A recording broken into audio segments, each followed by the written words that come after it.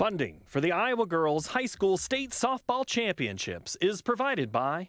The path to greatness starts early. The Iowa Farm Bureau believes in Iowa's youth and their pursuit of greatness. That's why we're proud to be the title sponsor of the Iowa Girls High School Athletic Union. Each student's effort is important, and when one rises, we all rise to a better Iowa. Fairway, along with Nabisco, Frito-Lay, and Sara Lee, is a proud sponsor of the Iowa Girls Sports Championships. We congratulate all the schools and student athletes participating in this year's Girls High School State Softball Championships. Fairway, proud to care for the places we work and live. By Musco Lighting, the sports lighting specialists, providing lighting systems for you, your project, and your community. Mid-American Energy and their Energy Advantage programs are dedicated to increasing the awareness of energy efficiency in Iowa's homes and businesses. Information is at midamericanenergy.com. Mid-American Energy, obsessively, relentlessly at your service.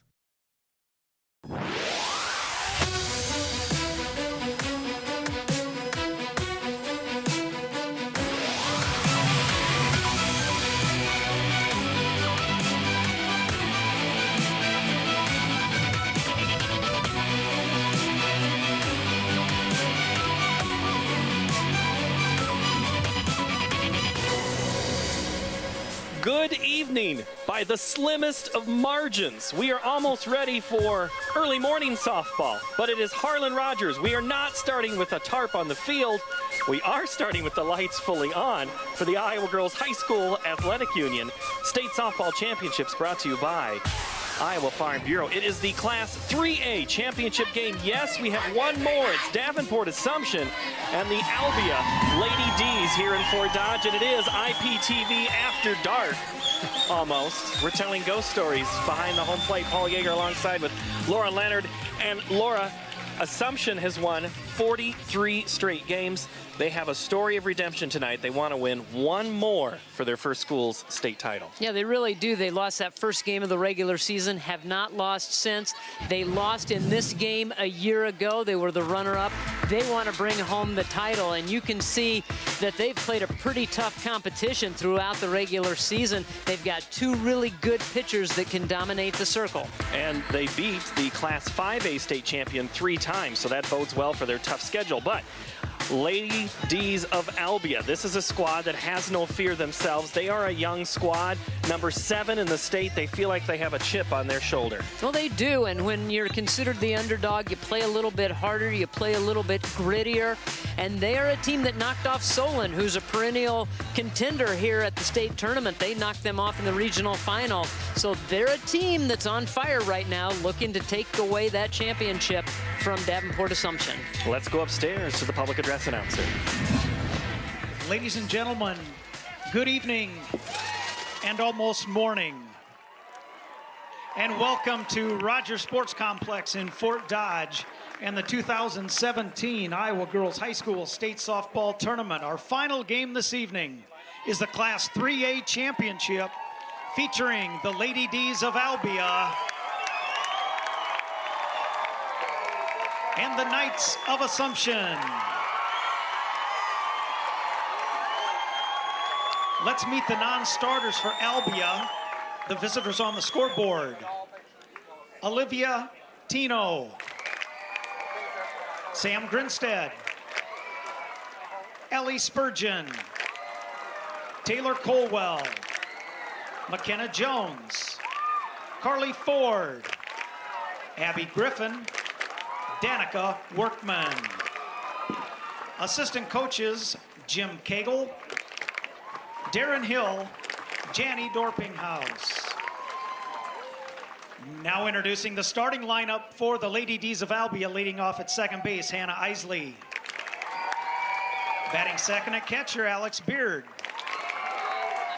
Batting third, pitcher Jenna Lawrence. Batting fourth at shortstop, Kennedy Schroeder. Batting fifth at first base, McKenna Ross. Batting sixth, designated player Taylor Wolfer. Batting seventh in left field, Mackenzie Curran. Batting eighth in right field, Abby Martin. Batting ninth in center field, Aaron Heaton. Playing third base, Riley Leschen. Head coach for Albia, Larry Achenbach.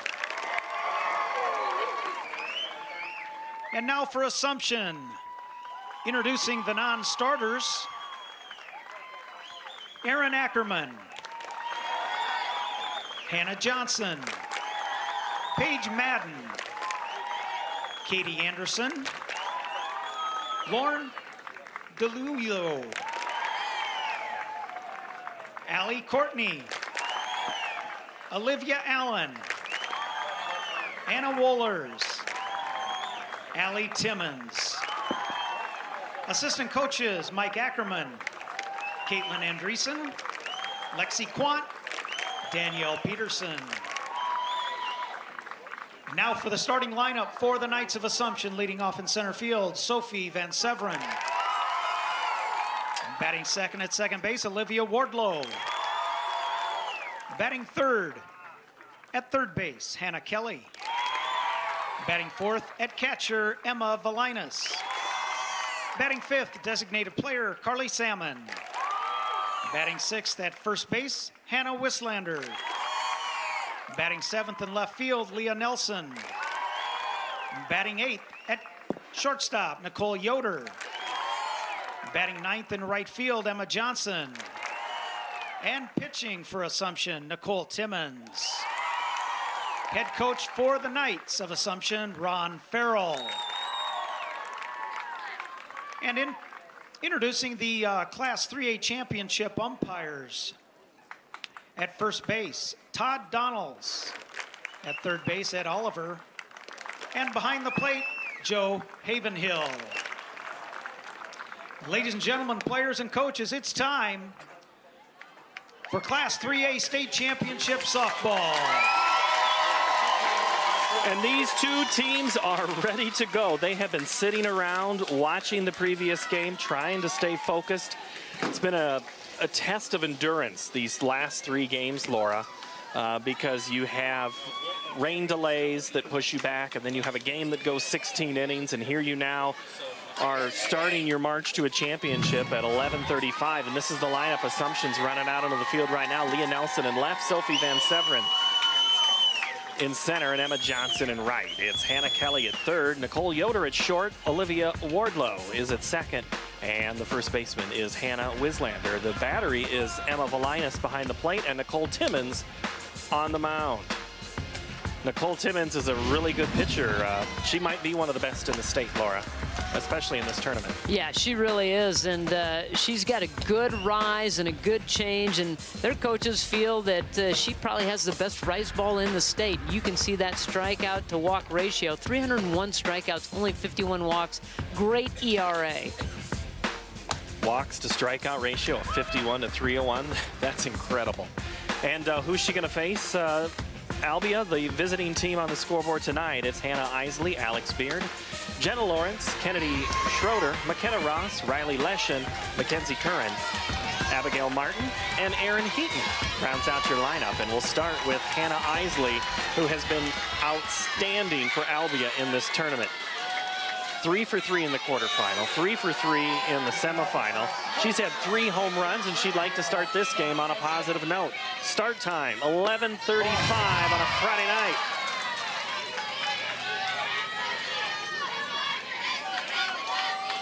Well, you're going to have to step into the box if you're Albia and know that Timmons is going to be around the plate. You're going to have to be ready to hit.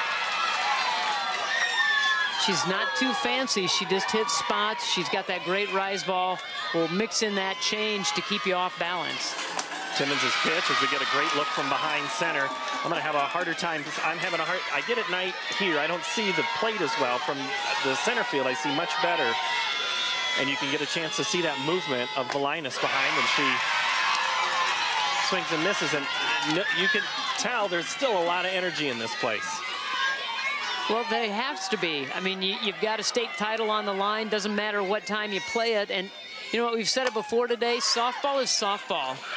And so you just play it out. And things like that happen. It's been a crazy day. You get the little pop-up that you think might spin foul. and you sit there and you wait for it to spin, and then Timmons finally picks it up in fair territory, and Albia's got their first base runner on. And Isley competed at the state track meet. She loves to run, and she's got speed, and that is exactly what Albia was looking to do. Coach Larry Achenbach, as he says, when we get Isley on base, good things happen. And Alex Beard digs in here from the right-hand side of the plate. You can see Valinas move that pitch right back in over the plate and called a strike by Joe Havenhill, our home plate umpire. There's a good look at Lawrence, intently looking in. I got to tell you, before we get any further into this, Laura, I got to give a shout out to the IPTV crew that's here working that extremely long day, and then to have that game that they had, and we still got one to go. Thank you so very much for what you do. And the Union staff that's been here all day, and the Rogers Park staff that's been here all day. They're wanting to see a good softball game, and so far, we're into it. Big shout out to everybody involved, and I think maybe a little extra shout out not only to our camera people and our staff at IPTV, but how about the grounds crew here at Hazel and Harlan Rogers Field. They have done a tremendous job. Jim Winter, thank you, and your crew. The 2-2 pitch is on the way to Alex Beard. Changeup gets her. What a pitch. You got a good look at that changeup, so she's been bringing it with a little heat, and then shows you the off speed, and you can see how quick Valinas is out of the crouch too. She's just itching to throw somebody out, and Isley's her target. She's trying to keep her close. And that'll bring in Jenna Lawrence, the pitcher. Lawrence, a freshman. There's a look at Valinas, whose sister, it's only about 6:40 in the morning in Prague, Germany, where she's watching us on the internet, as that pitch from Timmons goes high. Her sister, Allison Spinas-Valinas, softball player playing professional softball in Prague, but actually played 4 years of basketball at Bradley University, and then played her 5th year on the softball team at Bradley, and realized that the time she spent away from the softball diamond while she was playing basketball, she really missed it. And so now continuing her career playing professional softball. And we asked her sister, is that something that you would want to do? And she goes, boy, I've been asked that question a lot lately. She goes, I just have to think about getting to Northern Iowa and playing college softball for the next 4 years. I can't think about professional. The 2-2 is high, and Lawrence, they've thrown almost every pitch at this at bat, Laura, high on Lawrence. 3 balls, 2 strikes. Well, that's what you're going to get out of Timmons, and her ball's going to jump. Ball. And that one's inside, and Lawrence is on with a walk. Runners at first and second. Isley at first. And we're going to have a courtesy runner come on, and it's going to be Taylor Caldwell. Caldwell, a sophomore. Courtesy 15. And she's the courtesy there. There's a good look at her. Eyes wide open. As we found out, every run matters throughout the game.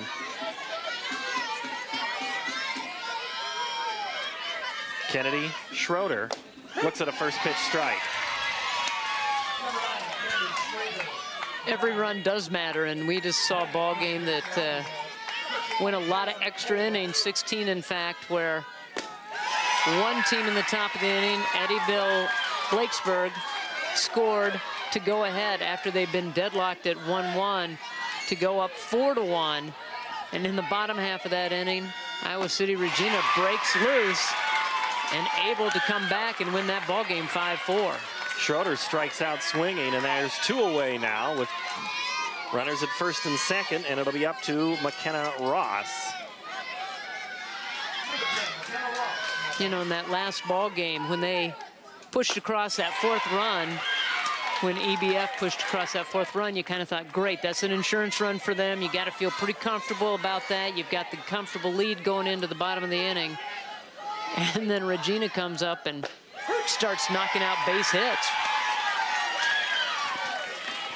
And Ross is now down 0-2 to a hard-throwing Nicole Timmons. 2 on, 2 out. Top of the first, the pitch. Strike 3 called. And Timmons strikes out the side. And these pitches right down where Velinas held it. So Assumption comes to bat, and this is the defense that they will face from Albia. The Lady Dees will put Mackenzie Curran in left, Aaron Heaton in center, Abby Martin in right. In the infield, at first base, McKenna Ross. At second, Hannah Isley. Kennedy Schroeder at short, and at third base, it's Riley Lesher. Behind the plate, it's Alex Beard. And on the mound, the freshman, number 24, Jenna Lawrence. What's she bring to the table? Well, she's a good, strong pitcher, and she's going to throw you a drop, rise ball. She's got a good change. She'll bring you a fastball, but they really say that her drop ball is explosive. It just drops right off the table. So watch for that and see how she mixes that in. Assumption will counter with the following batting order. Sophie Van Severen will lead off. She's the center fielder. Olivia Wardlow, Hannah Kelly, Ella Velinas, Carly Salmon, Hannah Wislander, Leah Nelson, batting 8th, Nicole Yoder, and the right fielder is Emma Johnson. Van Severen from the left side, swings and misses.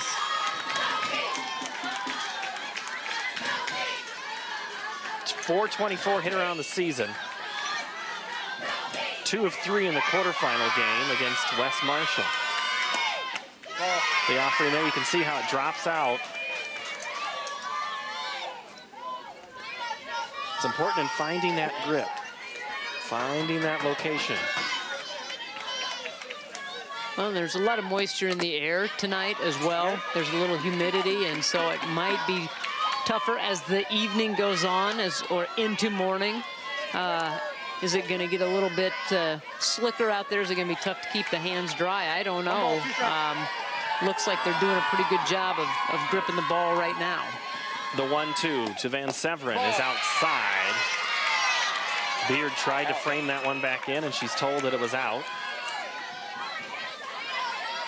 And they feel that Van Severen's a very good small ball type of player, that she's pretty good with the bat, can handle it very well, lay it down, but gets caught looking in her first at bat. Well, it looks like it was almost the exact same spot, but this time gets the call. And there's one away, so Lawrence get that first out of the inning, always the toughest one to get. You've got another fast hitter up at the plate from the left side. She's got some speed, she's got some deceiving pop in her bat. .431 on the season. Again, another lefty.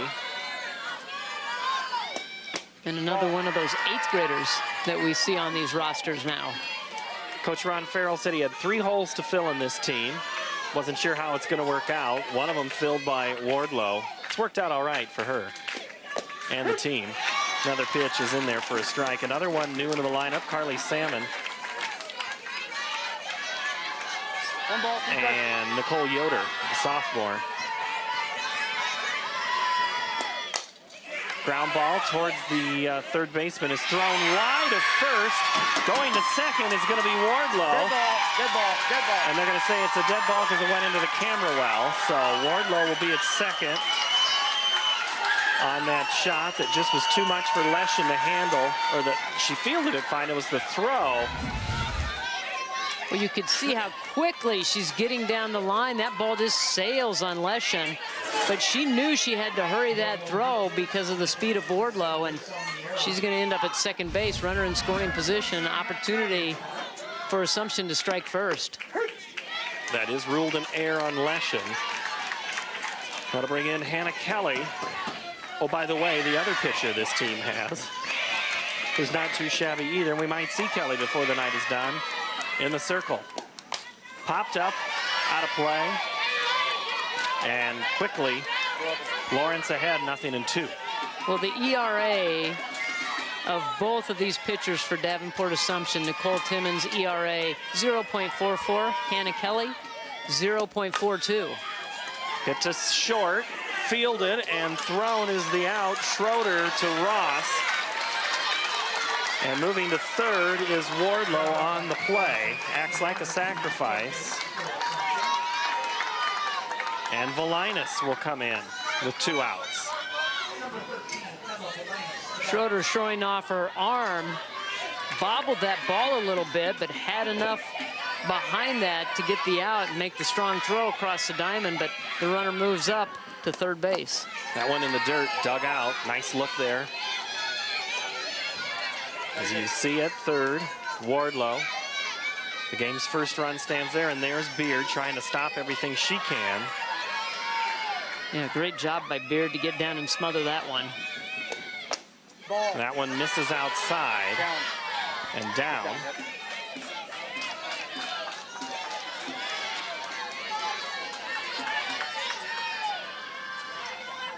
Valinas now, 2 balls and a strike.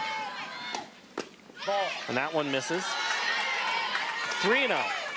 Valinas had a pretty good tournament herself. In the quarterfinal, she was 2 of 4. The senior. Thought maybe she had the green light on 3L, but she was taking all the way, and Valinas goes down to first with a walk. And that ball just missed out. We'll have a courtesy runner.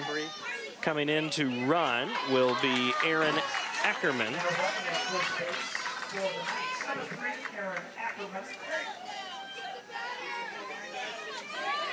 Courtesy number 3. Courtesy number 3. So we have the courtesy runner at first. That is Ackerman. The next spot down on the roster, Olivia Wardlow, is at third, and digging into bat now is Carly Salmon, the freshman. Running on the pitch the entire time is Ackerman, and the runners move up second and third, so the force is taken out. Runners will be going on contact here. So if Salmon can find a hole somewhere, we might have 2 runs. And that's a strike. 1-1. She's played some multiple positions, so she's a versatile type of player. She's played third base, second base, she's DPing. She's done it all for this team, so she's one of those players that you like to have, that you can put her in different spots when you need her, and she's willing to do that. And now Lawrence is a strike away from getting out of this sticky wicket. I'm surprised you can still say sticky wicket this late at night. Don't ask me for twice. Fielded over at third by Lesh and across to Ross, and Albia escapes. The Knights leave a pair. So do the Dees. We've played 1 full inning, no score.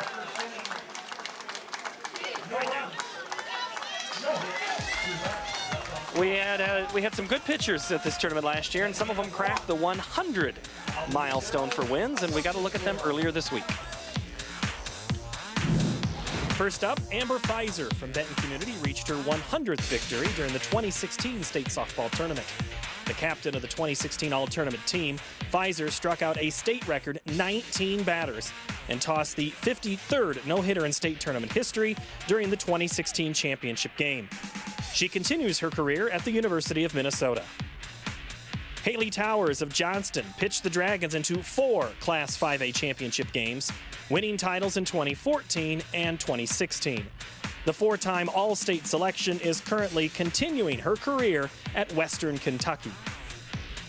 Gabby Snothurst was a 5-year starter at Carlisle, reaching 4 state tournaments and 4 all-tournament teams. Gabby begins her 2nd season at Des Moines Area Community College next fall. Abby Strait from Logan Magnolia guided her squad to the state tournament in 2015 and 16, collecting first-team All-State honors as a junior. Abby was a 4-year letter winner in 4 sports for Logan Magnolia and continues her softball career at Indian Hills Community College. Morgan Christner was a 5-year starter for New London, helping her team reach 2 state softball tournaments. Morgan had over 1,000 career strikeouts at New London before continuing her softball career at Illinois State. Congratulations to all of those fantastic pitchers. We've seen a lot of good games with that group. You know, Haley Towers pitching the state title game last year. Snothurst was in that title game for Carlisle. We begin inning number 2. Riley Leschen bats here. Swings and misses. Had her head out there.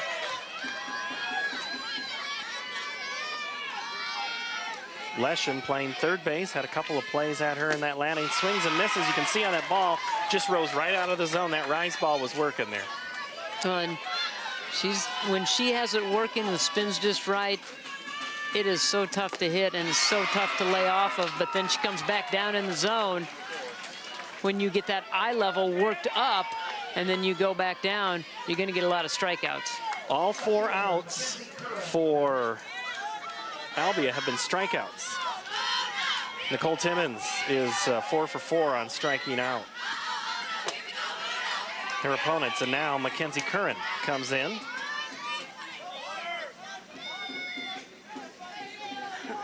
A 200 hitter on the season. And she's ahead in the count now, 2 balls and a strike. 7, 8, 9, it's what's the bottom of your order going to do. You always like to get production out of the bottom part of your order. We've seen that time and time again, where if they're productive, it leads to good things. Swing and a miss by Curran. Albia, which is south and east of Des Moines, about 90 minutes. Davenport Assumption on I-80 over in Scott County. A little further away. Their fans will get in home pretty late tonight, early in the morning. Just in time to go to breakfast. Pretty much. Swing and a miss by Curran. I was talking to Davenport Assumption's athletic director, Wade King, and we talked, I think this was 3 hours ago, and he said it's going to be a late night, and that was before we went to 16, and Curran strikes out, and that's 5 Ks for Timmons. Well, she's really dealing right now, and these Albia hitters need to keep that eye level down. They're seeing that ball early, and they're going after it. Boy, that one, what kind of pitch is that? Because that one kind of moved in on Abigail Martin right there, the 235 hitter. Well, you have a curveball and a screwball, and I don't, honestly. It is hard to tell. I'm gonna sound really not smart about the way these pitches move and what they're throwing, but you get a curveball, I think, that breaks into the right-handed hitter, a screwball that breaks into the left-handed hitter. And somebody can tweet me or call me and tell me if I'm way wrong. One of the many pitching coaches that there are out there. Some from their couch, some actually do it in the gym. That's right. That's right. And there's people that are still up watching this ball game that are going to let us know, I hope. We do appreciate you watching this contest, sticking with it. Game 5 of 5 here on Championship Friday. 2 balls, 2 strikes to Abigail Martin. The freshman right fielder watches that pitch sail out of the zone.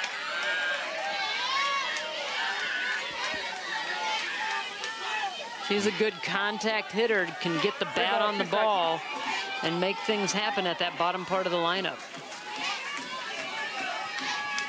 The 3-2. Swung on and missed. And the side is struck out again by Nicole Timmons. She's making it look easy.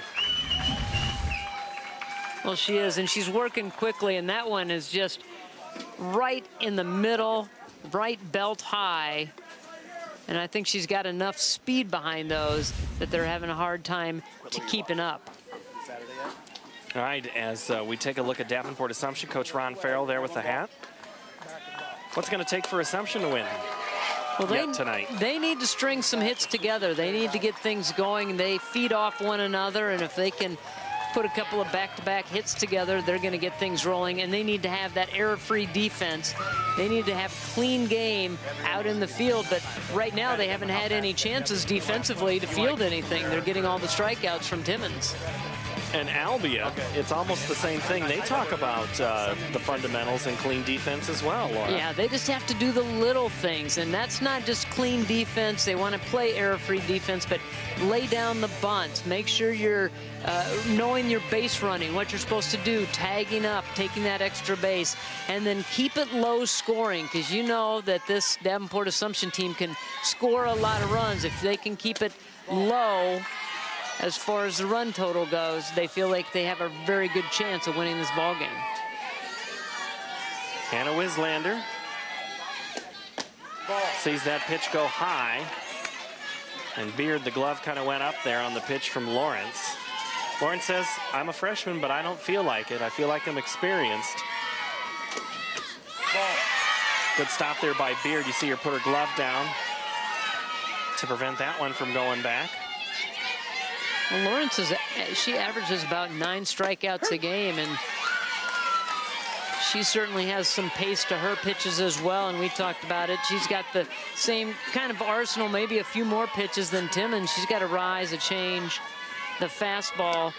But as I said earlier, the coaches describe her drop ball as an explosive drop ball. Wislander will go to first on a walk. And I think we're going to have a courtesy runner. It's going to be the same amount of time. It's going to be Katie Anderson. 20 for 29.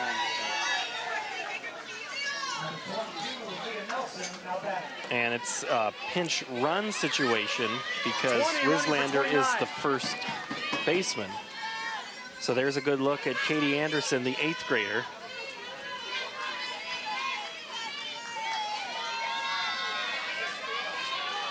Needless to say, one of the biggest games of her life. Popped up bunt nearly into the stands by Leah Nelson. Last year, it would have been Leah Nelson at first on a courtesy run, pinch run situation. She was in the game, and she said this year she was super excited when she found out that she was in the starting lineup. Loves playing in the field. Ball. And that one sails inside, is heading back. She said it's easier being on the field, knowing that she can help the team defensively in that way and not just be a runner or a pinch hitter. Popped up, and it's dropped. Back to first, we have the courtesy runner is going to be out, or the pinch runner, Anderson, on a wild exchange there as the ball went off of Lawrence and Leshin. Miscommunication there. The ball bounced. It was in Leshin's glove. I don't think Lawrence knew she was there. Leshin throws back to first. Isley was covering. She almost tagged Anderson, and then they go to second for the force. And at the end of all that, there's one out. Running is Leah Nelson, and she's in there with the stolen base. You know, I think on the previous play, they might have had a hit and run on because Anderson was so far off when that ball was popped up. And look at her, she flat out ran. Good throw, might have had her though. Well, the throw was there. It was a great slide. Those long legs snuck in underneath the tag, got to the bag first. And Schroeder did everything she could to, A, stop it. Good fundamental textbook, lay down and prevent it from going inside. It's a ball and a strike now to Nicole Yoder. Well hit in the air towards left. And the catch is made by Mackenzie Curran as the clock strikes midnight in Fort Dodge. Curran. What a catch. Love the way that she comes in, gets it, keeps it up, never lets the glove hit the ground, and throws it in, keeps the runner at second base. That's a great job. Now there's 2 outs.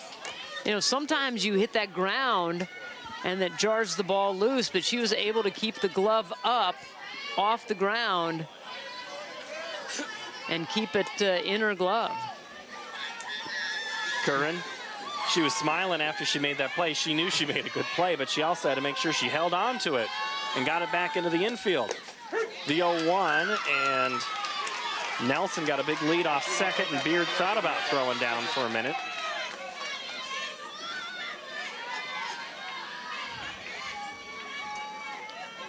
The 0-2 pitch. Foul and out of play into the fans from Davenport Assumption, the Hardy fans from both of these teams. They're scattered out there, the Assumption Knights in their red and black. Again, the 0-2 is high. The pitch, nobody covering third. So Leshin had come in for a bunt. Schroeder just couldn't get there. It was a foot race between Nelson and Schroeder, and Nelson won. Well, with the lefty hitter up and Johnson, knowing that you have to come in at the corners because she certainly could lay it down. She's one of those crafty lefty slappers that can handle the bat. So you're pulled in, and if you can't match stride for stride with the base runner, they're going to steal one on you. And Beard does a great job to stop that one. She prevents a run from scoring.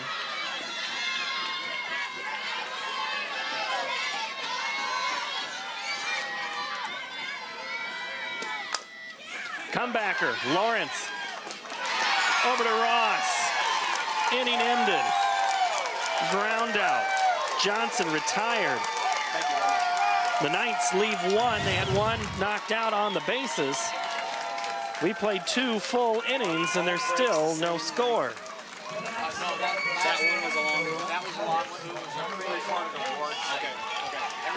So now we've talked about Nicole Timmons, Laura. Good morning to you, by the way. Good morning. For the second straight day. We're here at Cracks Midnight. Nicole Timmons has struck out all 6 players from Albia that she's faced. Here's a look at her in slow motion. She really, notice a little more on her arm on the underside flip there. You kind of see some of the... And I think that's what helps that ball to rise, is the way that it comes out of the hand, and she's got a really good long stride. She's another one of those tall, kind of lanky bodies that can get good whip on the ball. Timmons will be playing her college ball west of Davenport in another D-town, Des Moines, at Drake. Go Bulldogs. Go Bulldogs.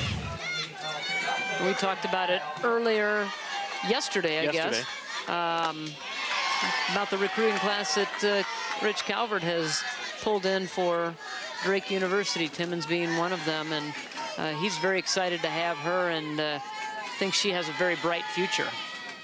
The 0-1 swung on a miss, Aaron Heaton. As we get that look from behind, you can see, Laura talks about that whip, and you get a good look at how those balls will just drop. Take a look at this one. That one goes up, so the rise ball.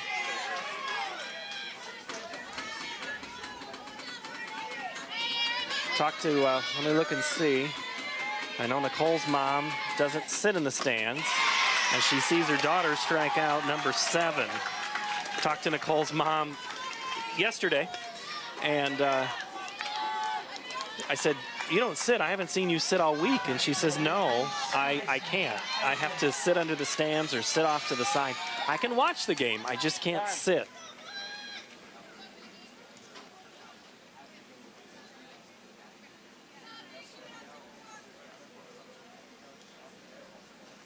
Ron Farrell goes to the umpire. And 29, re-enter. 29, re-enter. 29 has re-entered. Well, now, he didn't make that call before we started play. With 1 out, that's not protested.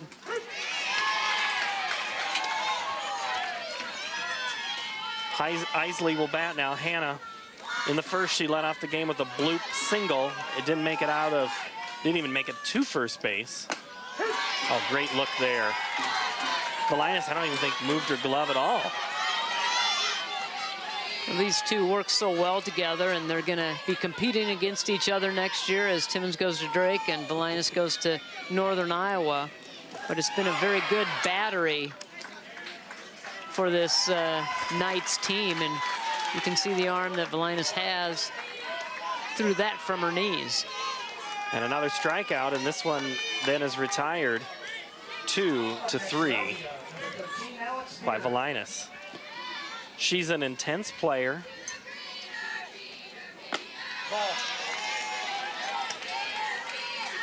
Still some work to do in her game for catching. She'll admit that. Go up to University of Northern Iowa. They'll help her out. Swung on a miss by Timmons. Coach Ryan Jacobs will do a good job. He's got a good program going up there, and he goes out and recruits a lot of Iowa talent as well. And Isley, when she just went down, that's the first time she's been retired in this entire tournament. Yeah, you had mentioned it, 3 for 3 in the semis with 2 doubles and a home run. Big game for her there. And then that was in the semis. In the quarterfinals, 3 for 3 with 2 home runs. Swung on and missed by Beard. And you could see where that swing plane was for Beard. It was up above the shoulders. That one floats in there for a ball. And Timmons, I don't even think she's thrown 3 balls to any batter. Well, she did. She walked Lawrence. She struck out 8, all 8 outs, and make it 9. The 9th strikeout of the game sends Beard to the bench to put the catcher's gear back on. Timmons is dealing this morning. Well, she is, and Beard knew it. Watch this reaction. Beard just goes, yep, I've got to go back to the dugout. That was a good pitch. She knew it, and she's just hitting her spots in location. I think it's completely. And we are. But it's still made it. She froze on the last. Good look. You had asked some of the players as to what they had done while they were up here in between games and waiting to play their second game, and you could see that there was some henna art on some of the players' hands, and apparently one of the players on the team, Paige Madden, is the artist of the team that drew some of that art on the hands of the players. And there's a look at Jenna Lawrence, and she warms up with her coach, and here she is in slow motion from earlier tonight.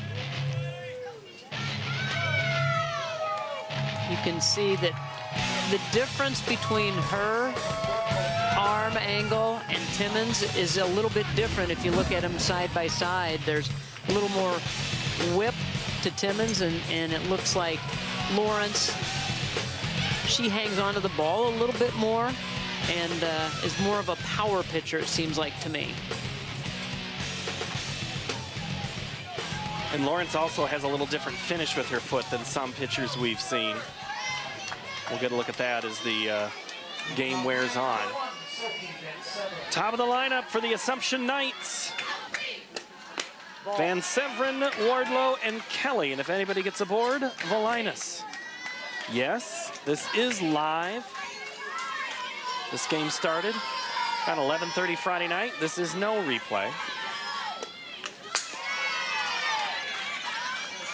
This is live. We're living it. We're living the dream right now.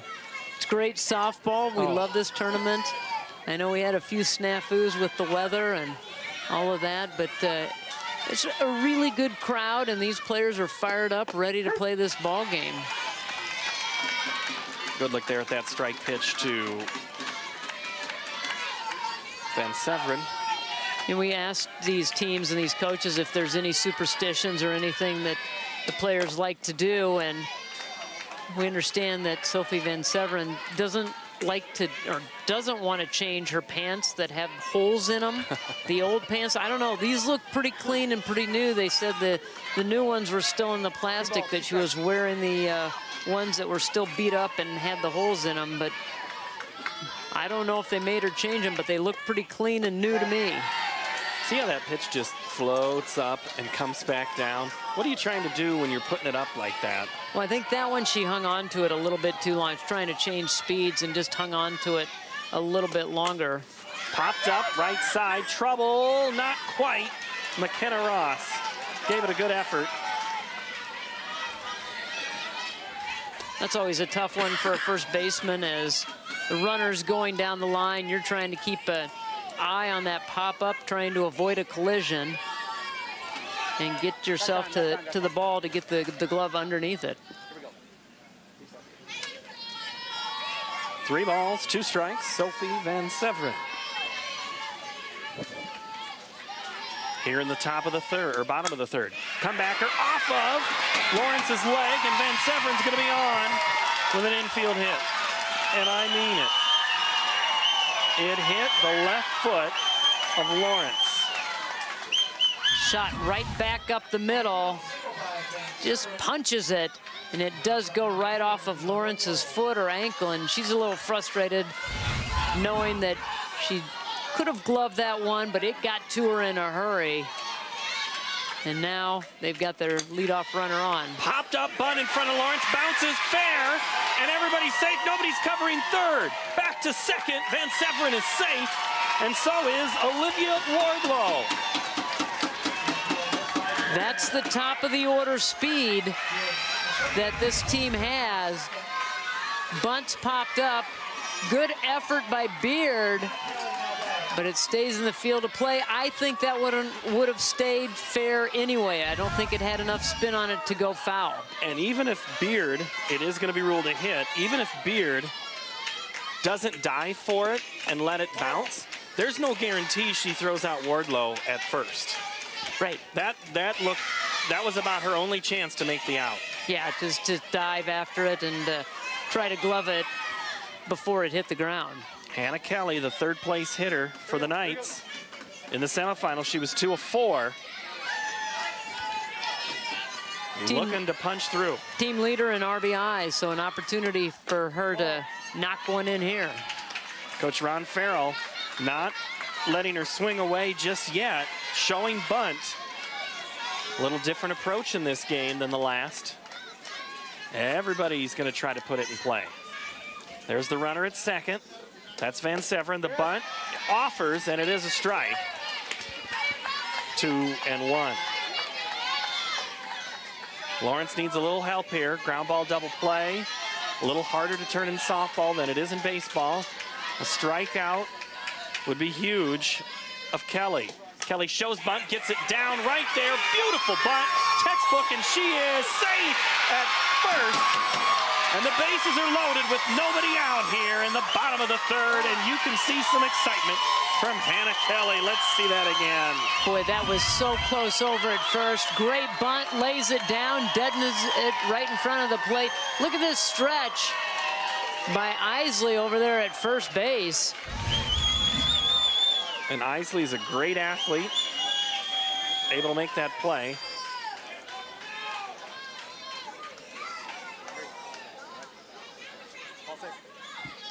The umpires confer. They were looking at the ball in the back of the glove, looking at the stretch. The conference confirms the call, and we're bases loaded. Van Severen is at third on the left side of your screen. At second is Wardlow, and at first is Hannah Kelly, and at the plate, your cleanup hitter, Emma Volinas. This is the way you draw it up. First pitch, strike.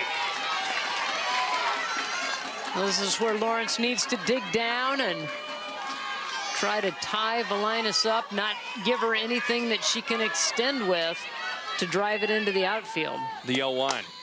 Chopper back to the pitcher. Lawrence falls over backwards. Can't get the throw to first. Lawrence went up with the momentum, and it just cantilevered her back over. Head over teacup there.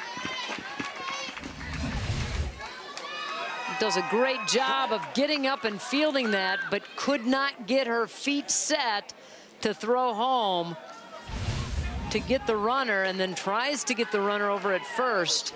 Hey, deep breath, and we're gonna go. Here we go. D's on 3. 1, 2, 3. Here we go.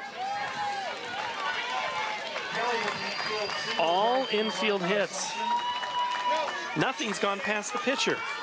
No, it really hasn't. And Assumption has a runner in. Volinas will come out. Coming into courtesy run. Courtesy number 3. Will be Aaron Ackerman.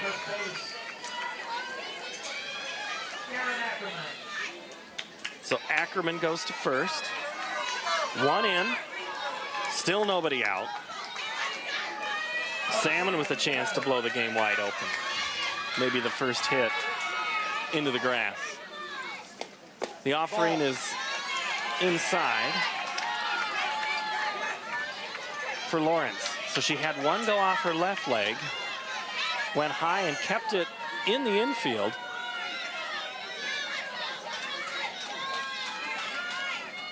The 1-0. Chopper back to the pitcher. Lawrence throws and it's dropped. Beard has to go out of her glove. It was going to be a tough play anyway. I almost think Beard was thinking about trying to turn the double play and took her eye off of it as that throw came into her at home plate.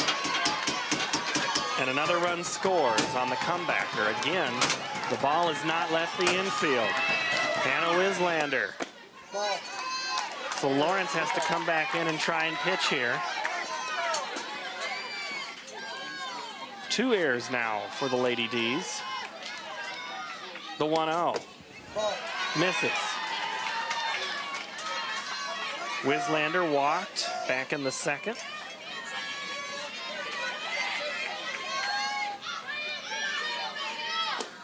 And that one's a strike. So go ahead. You know, you have to come into these hitters now with the bases loaded. You can't kind of nibble on the corners. You got to come into them and try to get the strikeout or get another ball hit to the infield where you can come home. Infield's got to come in. Every play's got to be at home to try to cut off that run. Shot into right. That's going to score a pair. Salmon delivers. 1 run scores. The throw to third. Not in time. The runner goes to second. Wislander with a RBI double. Plates 2, and it's 4-0 Knights.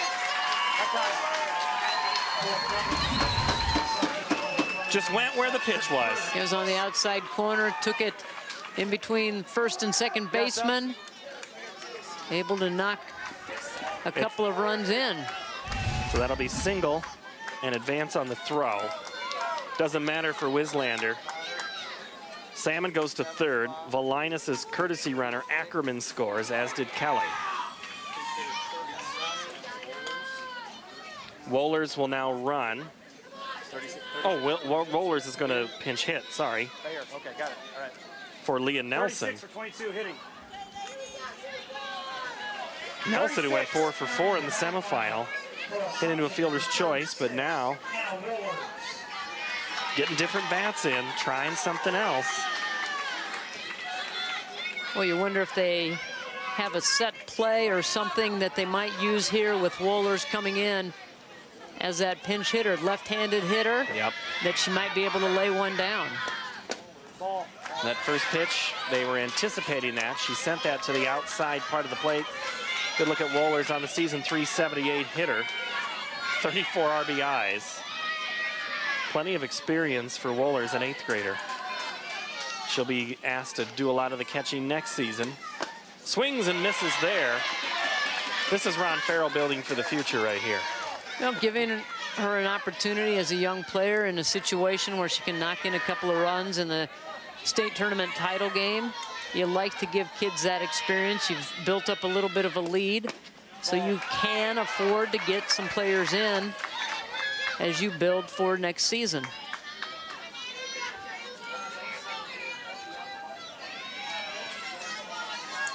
And something may be on here with the count 2-1. Swung on and missed. She was swinging somewhere for that night sky on that pitch. She's got a really nice swing. I like her approach at the plate. Just hasn't been able to make any kind of contact with any of Lawrence's pitches. The 2-2. Knocked, foul. Went where the pitch was, a little late on it. And just about plated 2 more. Yeah, she just fought that one off. It was up, yeah, and she just got the bat out there and battled it and fought it off and sends it into foul ground. And now the count will be even at 2 balls and 2 strikes. For Wohlers. Salmon at third. Wislander at second. Wohlers at the plate, the pitch. Popped up, out of play. Left side. Fan catches it with a phone in hand. Why don't you give it to Kent there? He could have taken it. He's got a good position from up there on the third base dugout. The 2-2. Ground ball, and that one hits the umpire. It's a great at-bat for Wohlers. Doing a really nice job of settling in, fighting off the pitches that she can't handle, she can't drive or put into play, and hoping to get something that she can put into the outfield. The 2-2 popped up sky high. This one probably gets out if it ever lands, and it does. Again, another one. I think they're going to give away a free softball. That's kind of the promotion. If you make it this long. If you have been able to stay up here through all the games, you get a free softball and a snow cone. Ooh. The 2-2. Bounced. Great stop, Alex Beard. Nice, nice stop by Beard. Just saved her team a run right there.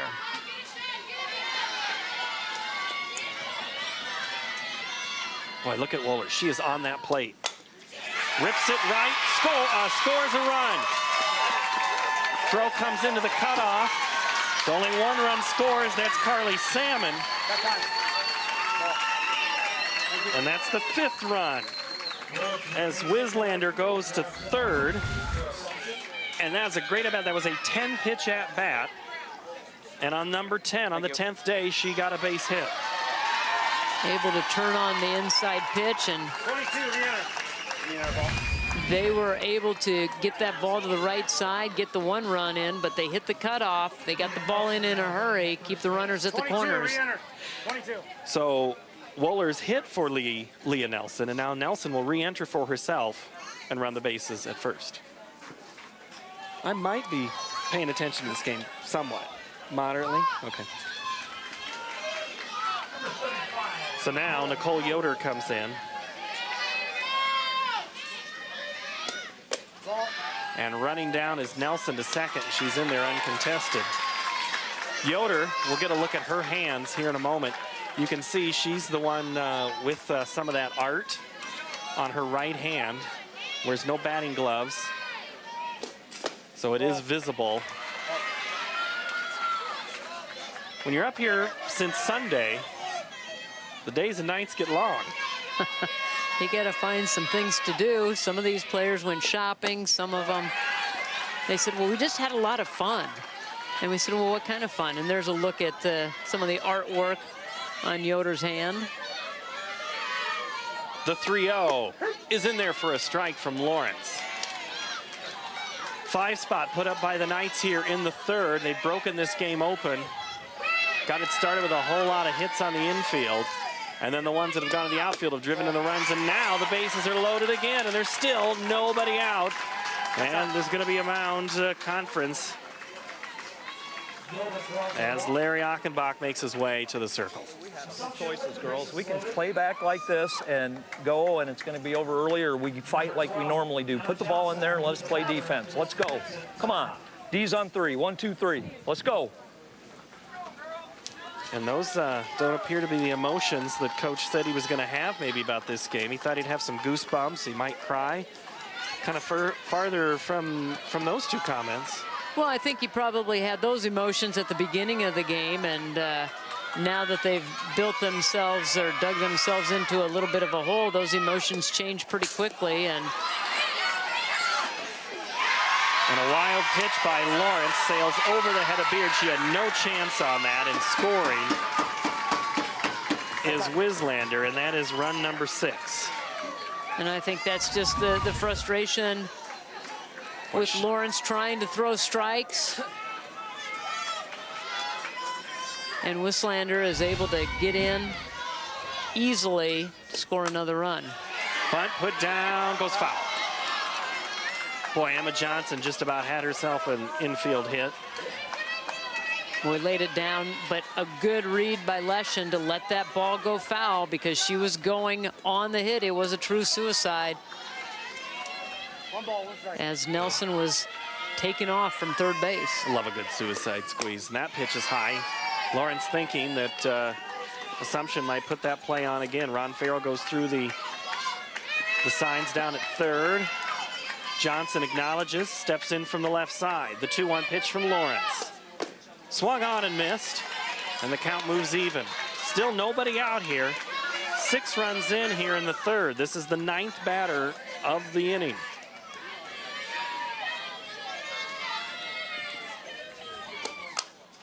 Hit past short, past Schroeder.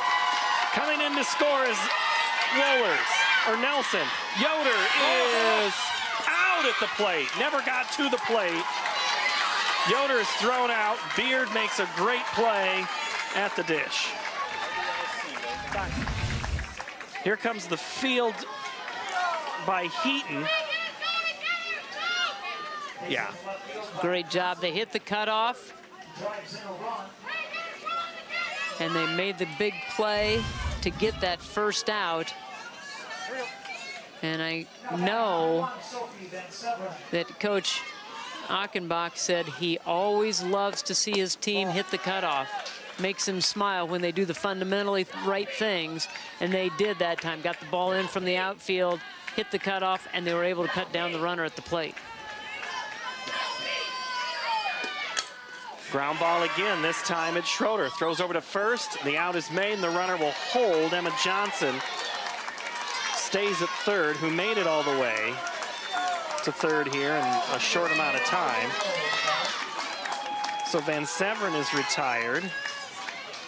And the 11th batter of the inning is Olivia Wardlow. Earlier this inning, she had a single and scored the game's second run. Pops up the first offering out of play.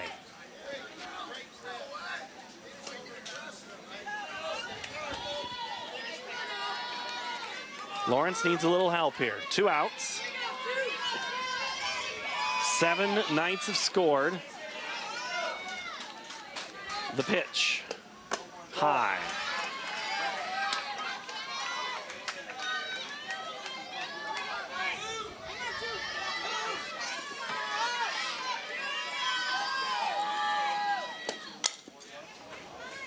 Put in to the field of play for just a little bit before it sails over our camera position into close to our production truck in total darkness.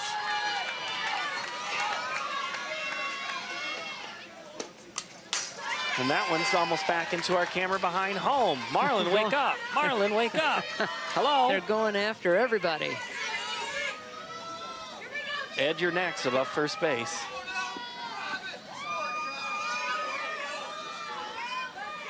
The 1-2 from Lawrence. Ground ball, left side. Fielded not in time. Leshin, I don't think she had a chance even if she charged it even another step, because Wardlow, as we saw earlier, just great speed. And another run scores. It's now 8-0 Assumption. Yeah, just with that speed and pounding it into the ground and turning and running, Wardlow is tough to cut down. Sky high pop fly to left is gathered in by Curran. But the Knights do an incredible amount of damage, scoring 8 runs in the third to take a commanding 8-0 lead. That was a great inning, as the Knights now will head back out onto the field out of their dugout with a big cushion, and we'll see what the Lady Dees have. But so far, for Ron Farrell and his squad, things have been going well.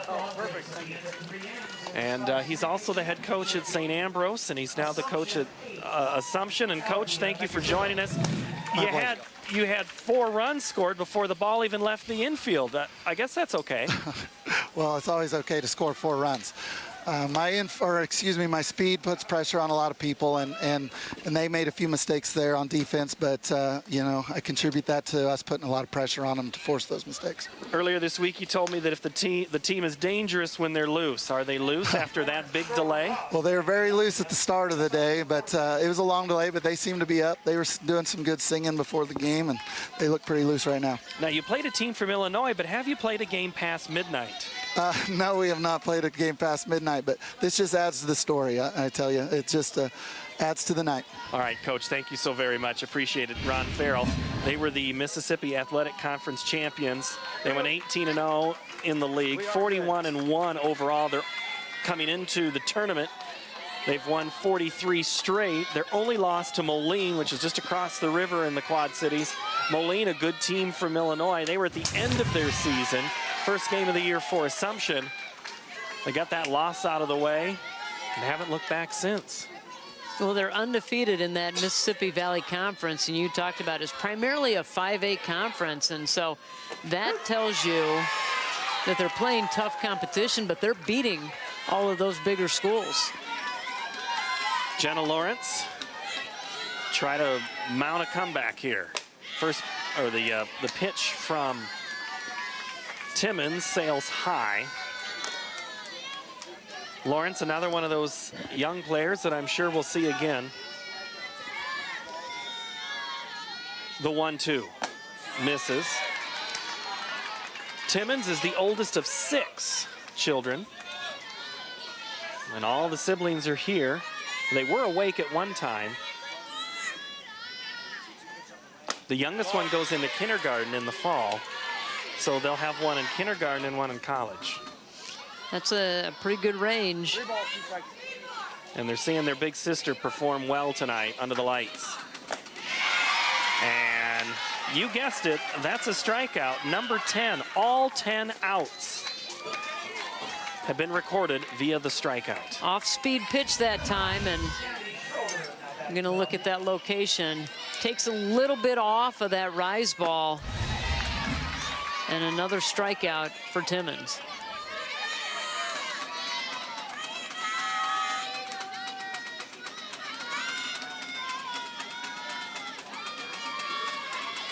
Winds and fires, and that one again goes up in the zone. That rise ball's working.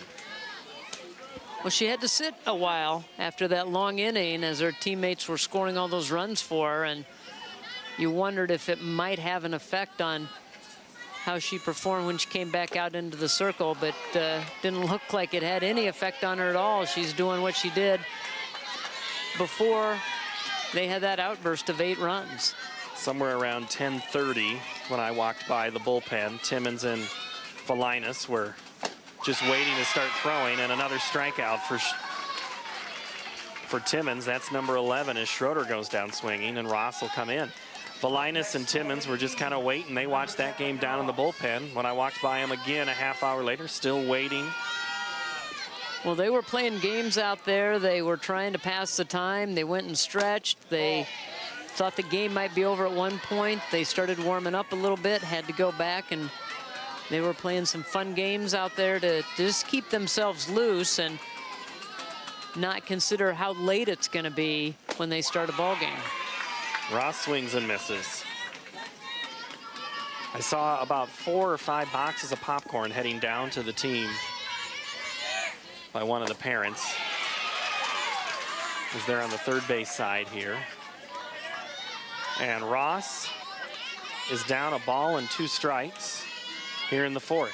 Timmons climbs the ladder again. Another strikeout, that's 12. And this is a pitching performance. I'm not saying wake the kids, but we're gonna take a break and be right back. Connect with IPTV online for all the action in girls' high school sports.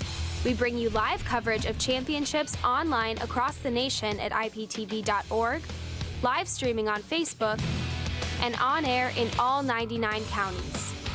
Plus, live updates on Twitter and behind the scenes on Snapchat. Iowa Public Television is your home for Iowa Girls High School Athletic Union Championship sports. I'm Chris Pratt. And I'm Martin Pratt. As part of the PBS Summer of Adventure, we're headed north for Wild Alaska Live. It's a 3-night live event, so join us in Alaska. It all begins Sunday evening at 7 on Iowa Public Television. Sunday, that's almost here. That show's on Sunday. It'll be here before we know it. You need me to go get a blanket? I've got one. I know, it's I cold. see that. You're getting Laura's had 3 outfit changes because that's the way the weather has been today. Well hit by Valinas. That's going to drop behind third base. And 1 pitch, and we already have a runner on for the Knights. Valinas. We'll see if Allison liked that. She plays her sister. We didn't have the team earlier. It's the Prague Yoders. And she wasn't, I have to admit, she wasn't sure of Allison's team name. And she was a little nervous about not knowing. She said it was on her phone and her mom knows. It's not that she doesn't care. And she said she would send a picture of the name to you just so she got it right, or you got it right. That's right. It had a J, but she pronounced it Yoders. And then she'll head back to New Zealand. So we're glad to have the viewing from Europe on our IPTV.org, and you can watch all IPTV Sports streamed. And credit to the web folks back at the station who are still working tonight, making sure you can see that stream wherever you may be around the world. You can also watch those games back on replay. The 1-0, swung on and missed. The throw to second is not in time, and the courtesy runner, Aaron Ackerman, is safe. And Salmon now has a runner in scoring position, already up 8-0. And we know that everybody's DVRs were messed up if they set them to record, including the umpires. Talked to a couple of those who'd recorded the games. They wanted to review their work, and they said, I set the program guide to record until midnight, but then you didn't have anything on the air after midnight. Oh, what a great look. And in there for a strike. I said that's all just part of our plan to sell more copies of the broadcast. You know, it is nice that we have that feature that you can go back and watch it and be able to look at your work, and the umpires do like to do that because they don't always get evaluated, and this is an opportunity for them to see where they need to work on things or what they're doing well. Or showcase for someone who's thinking about getting into the umpiring profession. I know a couple of umpires maybe called their last game here at the tournament this week, and the average age is climbing, and there is a desperate need for umpires across the state. If you have any love for the game, especially if you're a woman that played the game so you can better have a good understanding, find an umpire. Well hit into the night sky, and that's going to be foul. But a huge ride there by Carly Salmon into the bullpen, where we see Hannah Kelly warming up. Boy, Salmon turned on that one, and that would have been straight, would have been out of here. There's a look at Kelly warming up in the bullpen, and we may see her here for a few innings. Swung on and missed. Salmon goes down swinging. The thing is, Laura, Timmons, she's closing in on a mark for most strikeouts in a game. 16, Amber Pfizer. Sound familiar? Last year against Assumption.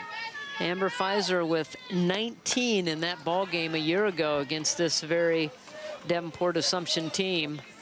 Very dominant in that game. We were very impressed with what she was throwing, how she handled the game. She took her game up to the University of Minnesota, and now Nicole Timmons trying to match that and maybe surpass that record of 19 strikeouts. Anna Wistlander sends it foul. Still fans over there picking up loose softballs. Light still on Diamond 2. The 0-2 popped up.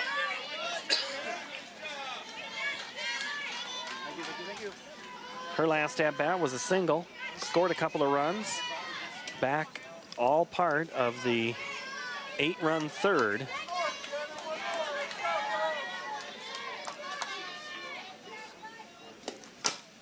Chopper, fielded by Leshin, and just nothing has been easy for her, and it's not her defense, it's just the spin, the chop, everything it's just made it's been frustrating. It really has been, and as a third baseman, you usually get hot shots hit right at you that you have to react to, and a lot of these balls have been pounded down into the ground that she's had to charge. They've had funny spin on them, and she hasn't been able to glove them cleanly.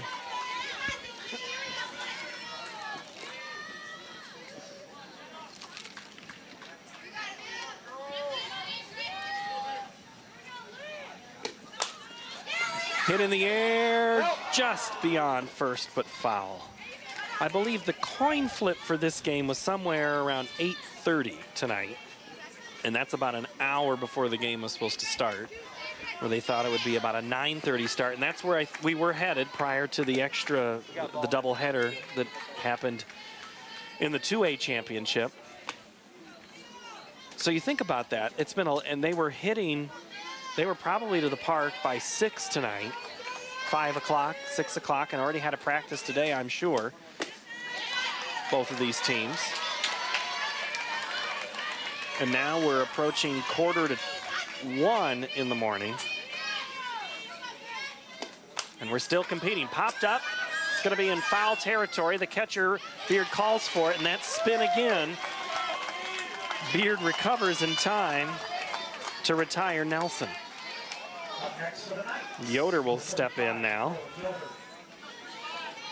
And we've talked about how those balls that go straight up like that are very tough for especially the catcher to make, because they have that reverse spin and they're going away from the catcher. And you could see at the last minute, Beard kind of had to lunge at that one, but pulled it in and recorded the second out. But catcher's job is very tough back there. They've got a lot of duties.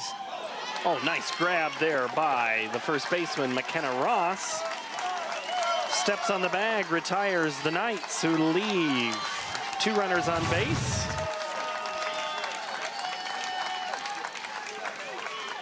So the Dees trying to get a little momentum swing here.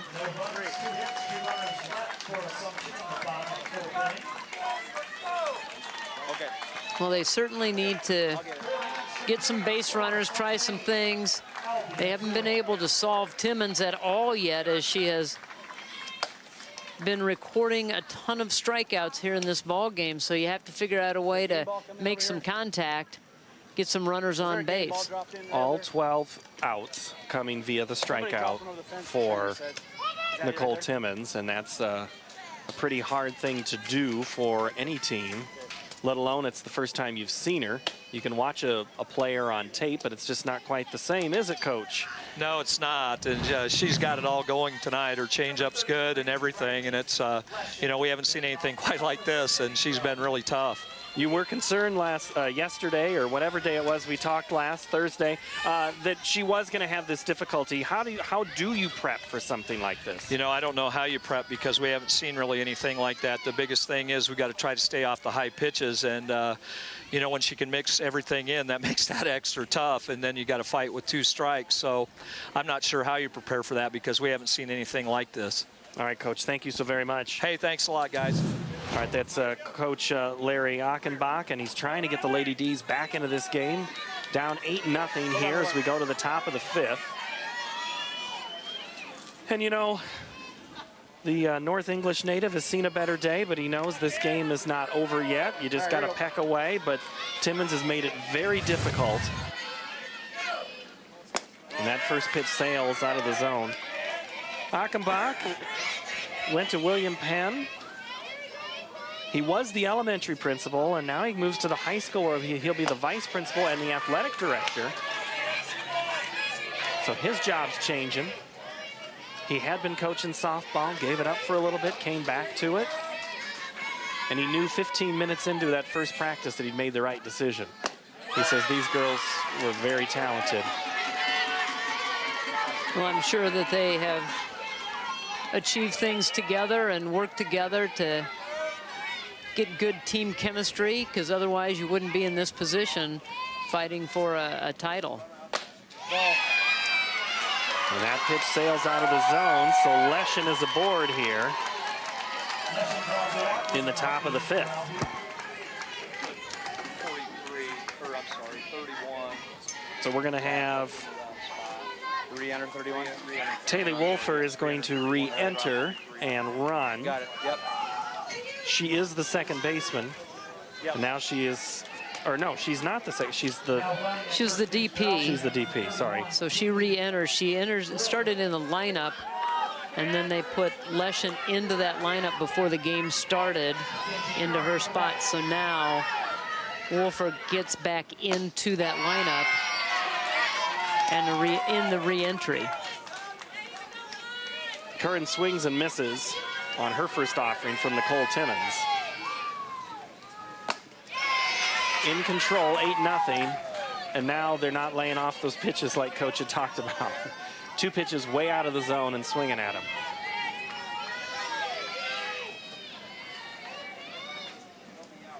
Timmons again. Another strikeout. That's a baker's dozen.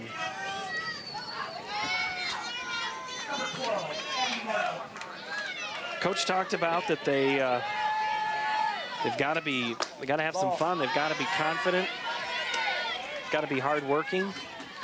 It's hard work trying to get a hit off Nicole Timmons. It really is, and it's a patience thing right now.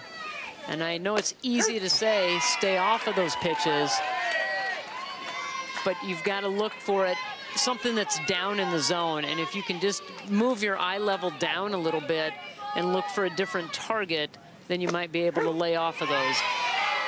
Now that look behind home gives you the view from the batting box, but now the view will show you from center field. Will give you, if she throws this rise ball, you get a much better perspective on how that ball goes up. Here's Timmons. See how it just climbs that ladder, and it looks so good when it comes out of her hand, and then it becomes good for Timmons. Well, here's another look at it, and you're going to see where it starts and then where it goes and where it ends up. Timmons is going to want to play all 7 innings so she can get a strikeout record. She's at 14 now.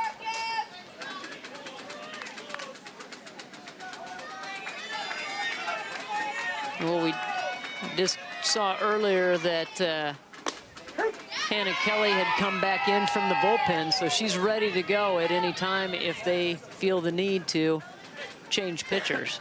And sometimes they send a team will send the other pitcher down to the bullpen, usually in that 4th, 5th inning time, just to kind of stay loose.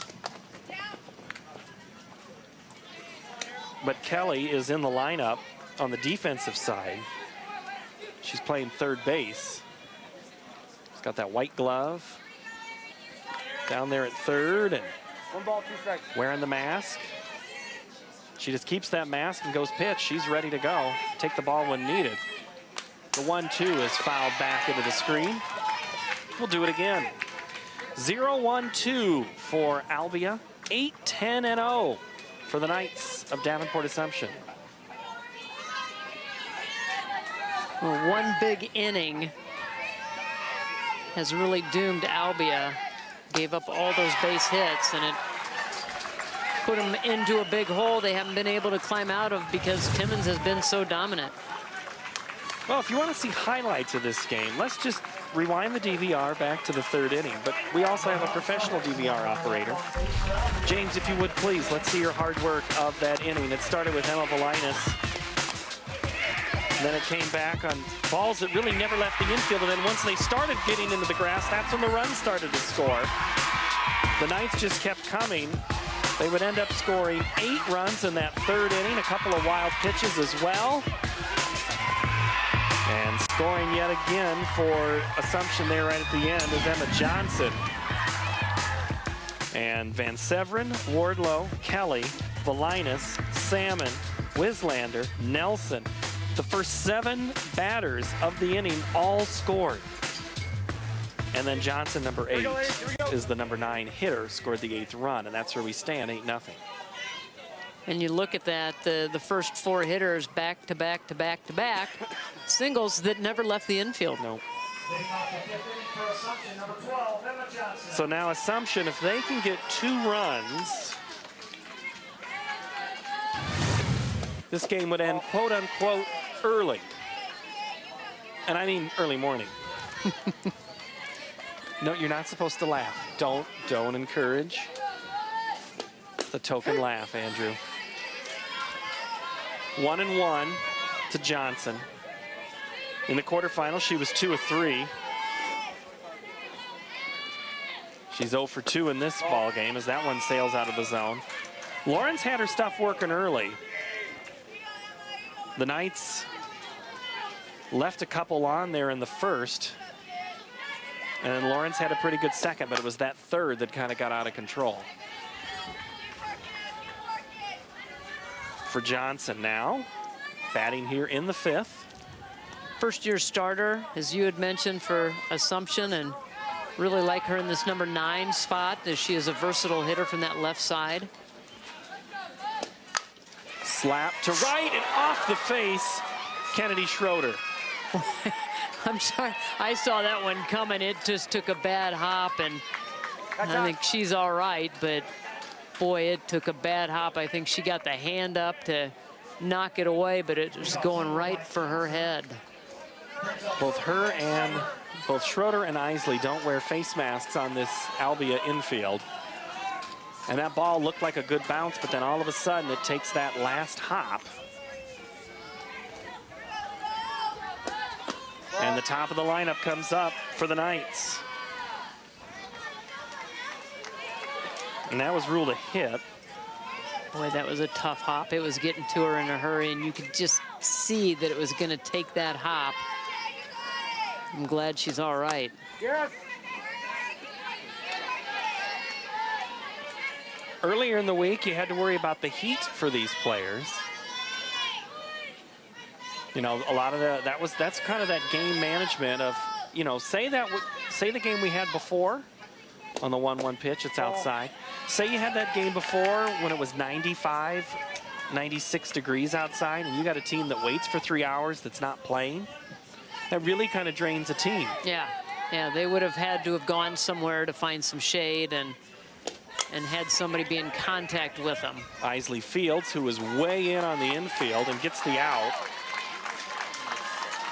Made that adjustments defensively on the infield and bring Isley in, way in from second base, and now she retreats to her natural position and depth of that second base position, but it worked out perfectly the way they set the defense. Wardlow, Olivia will come in. First pitch is high. Lady Dees played a number of teams that are here at the state tournament. Lost to Oskaloosa, Eddyville, Blakesburg, Winterset, Mount Pleasant, Carlisle, Fairfield, Ballard. They were able to, no, they lost to all, yeah, those are all losses. And lost to Ballard. 0-8 versus the field, but still a good non-conference and conference schedule. Beat Solon in the regional final to get here.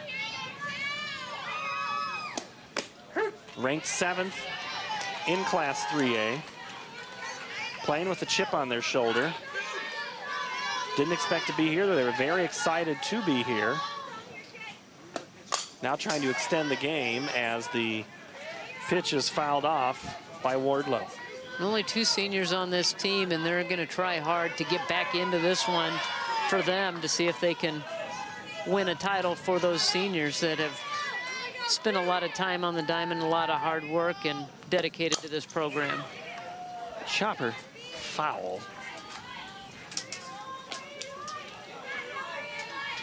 As we'll see Wardlow come back in and grab the bat. Her teammate Hannah Kelly there for the pick-me-up.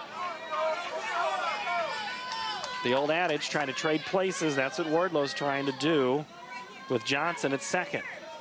The pitch from Lawrence. Popped foul.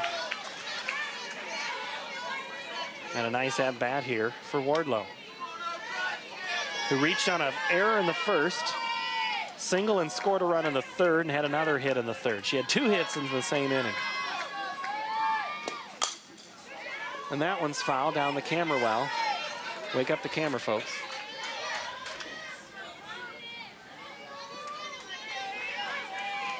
Eight runs, 11 hits for the Knights.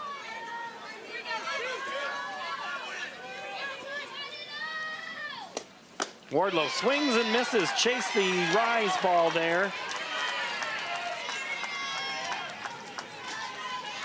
That's a great pitch by Lawrence, and was tired of the fact that Wardlow kept fouling off pitch after pitch. Gave her a little high heat, and Wardlow could not keep up with it. The 3rd strikeout of the game for Lawrence, and that'll bring in Hannah Kelly. Flied out in her last at-bat.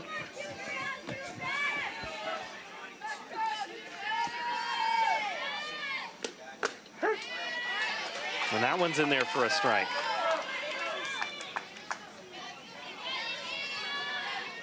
Johnson's getting a really good jump out there at second base and will be off with the crack of the bat with being 2 outs. Sky high pop up on the infield. Calling for it and catching it is Kennedy Schroeder. And the Knights go down in the 5th.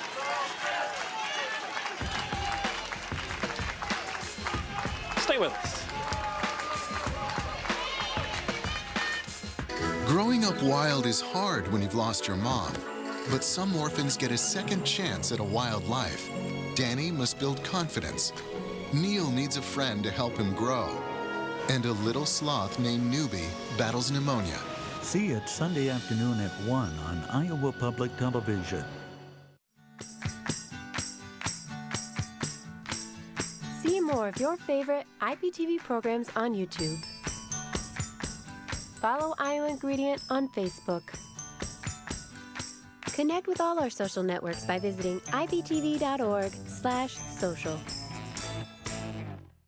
Iowa Public Television is Iowa's statewide broadcasting network.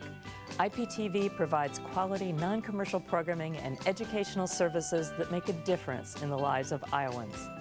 As one of the last locally controlled media enterprises in the state, IPTV is committed to telling Iowa's stories like no one else can. All right, we're ready to play inning number 6. Albia in a big hole, 8-0. Kind of late for her to be up, isn't it? Maybe she got a nap somewhere between innings, I don't know, 6 and 16 of the previous game. Maybe she got a little nap in there. I think we have a substitution out in right field for the Knights. It looks like Allie Courtney, senior, out there in right field, going to take over for Emma Johnson.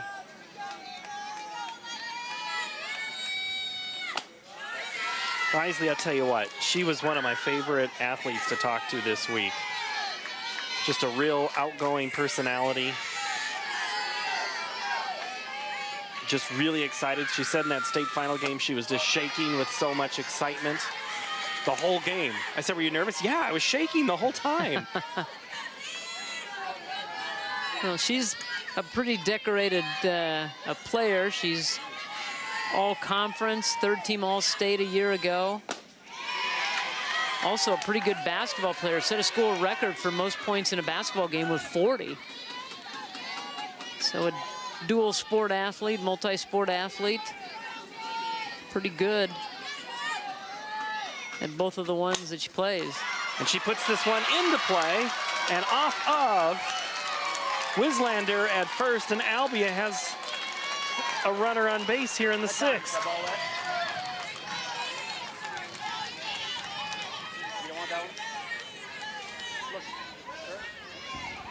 And I'm not sure what that's going to be ruled. They're discussing upstairs. Pretty hard hit ball, but I do think they're gonna, nope, they gave her a hit. They gave her a hit, okay. I mean, it was a tough play for Wislander. Laura, there are people watching. I haven't looked at Twitter in a little bit here, but I know there are people, and we had asked about how those pitches are running in, you know, on the right-hand ball of Timmons from earlier on. Darren Bazari says the right-hand curveball runs away from the right-hand hitter. That one went inside. The screwball runs into the right-hand hitter for a right-hand pitcher. So that was more of a screwball that we just saw there. So Darren, thank you. Yeah, thank you for clearing that up.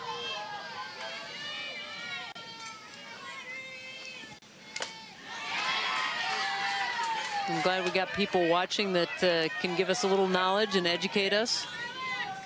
Appreciate that.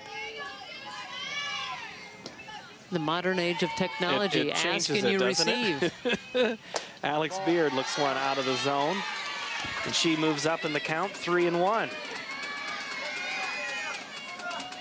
They wanted to play tonight. The Union wanted to play tonight, no question. Everybody's here. Albia doesn't want to go home and come back. Assumption doesn't want to go home and come back and do this if we can. We had the hour rain delay to start. I know it was frustrating for everybody involved. So we started the day, supposed to start the day at 10. We started at 11. And it's still Saturday in Middle America, but we've now reached Saturday in Mountain Time. And it's a strikeout. Where have I heard that before? 16th strikeout. All outs coming via the strikeout.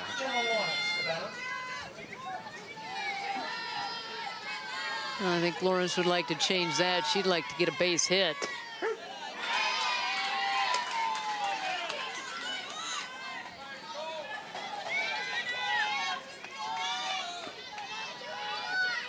Lawrence struck out earlier in the game. Got a walk back in the first, which was yesterday. Boy, that was great. Great discipline by Lawrence. She held up. She was going to go after that pitch and was strong enough to hold back and not do it. That one stayed foul, so the streak can stay alive. Wislander fielded that on the foul side of the line, down at first.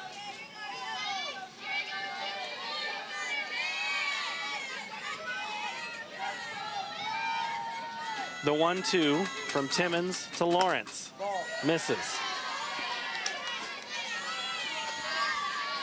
Lawrence making her work, making her throw some pitches. Staying off that high pitch. See if she can get something she can drive. Swung on and missed, strike 3.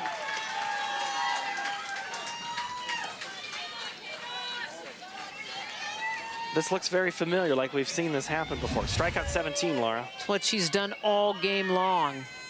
And that ball is hopping. Base hit, past the diving short, Nicole Yoder. And there's 2 on for the Lady Dees with 2 outs here in the top of the 6th. Schroeder coming up, aggressive. Went after the first pitch she saw, a little smile on her face.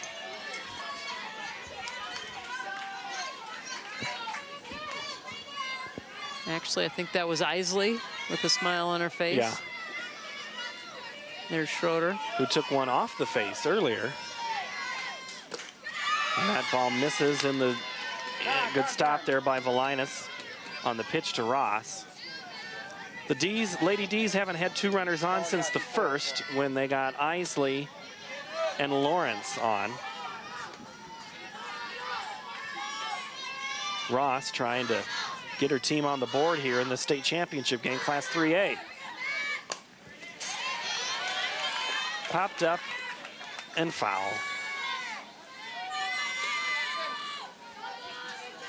Well, all these hitters are struggling at the plate, but here's an opportunity. They've put some runners on, trying to put the pressure on the defense. And that's in there for a strike. Russ is a player. She's moved over to first base, played third base a year ago, so just flip-flopped corners, different perspective on the diamond, doing a very good job of learning that position and playing over there at first. Oh, and throws it into center field. Valinas, I think Van Severen thought it was a play that was just enough over her head. And now the runners move up to second and third.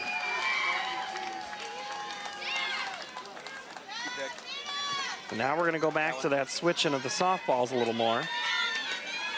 Ball got into the outfield, probably some moisture on that. Well, and I don't know if you saw it. I know, Laura, you said you were taking laps in that previous game. I got a chance to see center field. Where the center fielder normally stands is just an incredible large mud spot. And another strikeout, number 18 for Timmons. And the Lady Dees leave 2 on base. And she's 1 away from tying the record for most strikeouts in a game on pitches like that. We've seen the rise ball a bunch today. That one off speed and away from the hitter. And when you mix that one in, makes you very tough to hit. So 19 was Amber Pfizer last year against Davenport Assumption. So it's almost like the script is reversed here. Assumption's pitcher is dealing. There you can see in that bottom left side a little bit of that dirt that we were talking about in center. But there's the line score. 0-3-2 for Albia, 8-11-0 for Davenport Assumption. As the few mighty, loyal fans here, still see some members up there in press row, mostly scoreboard operators. And we appreciate you watching wherever you may be tonight in this game this morning. Whatever you want to use is fine by me. Is this the latest game you've called? Yeah, I think it probably is. I know when I've done some work for the Missouri Valley Conference, I know we've started some games late, but I know we haven't gone past this hour. And in the Missouri Valley, we were talking Thursday, those games weren't, Missouri Valley softball cannot start prior to 10 o'clock. They have a curfew that don't want to start a game after 10 o'clock at night. Valinas pops it up in the center. And there was a year that we had very similar weather to what we had up here and scrambling to try to get games in, and they wanted to get a game started, and well, I'll tell you what, they got the two teams out on the field. They said, let's play ball, and they got it started at 9:59. It's not round up to 10, it's 10, so we beat it at 9:59. It was, and they were hustling. They had the official clock, and they were checking it and making sure, and both teams agreed that we're going to get out there and get that first pitch before 10 o'clock, because they wanted to get it in, too. And sometimes in the softball season, it is a little cooler. A 10 o'clock curfew is welcome. You'd need more than a blanket if you were calling a game in that time of the year. Yeah, we were bundled up. And I believe it was down in Wichita, Kansas. So it was maybe a little bit warmer, but we were certainly bundled up for that game and that tournament. We've been bundled up for many tournaments. I remember one year it was cold and rainy and snow in the air. I actually put a sweatshirt on today during one of those rain delays. And there's her blanket right there. I know, look at that. As Salmon, right under the glove of Schroeder, and Salmon is on with one out. Salmon reaches on the arrow. Touchdown. You want that one? So Wislander will come in. When's the last time we've been on the air at IPTV at 1 a.m.? It's been a while. Maybe a festival years ago, maybe a Doctor Who event. Andrea Coyle, our director, might be able to answer that one, or Andrew Bott, our producer in the truck. They're probably just saying, Paul, just let it go. And, you know, there are some nights that go late. We've had some sporting events go till 10:15, 10:30 on a basketball game, maybe from Wells Fargo Arena. Swung on and missed as the first pitch to Hannah Wislander. Got a pinch runner in over there at first base for Salmon, and I believe it is Lauren DeLilio.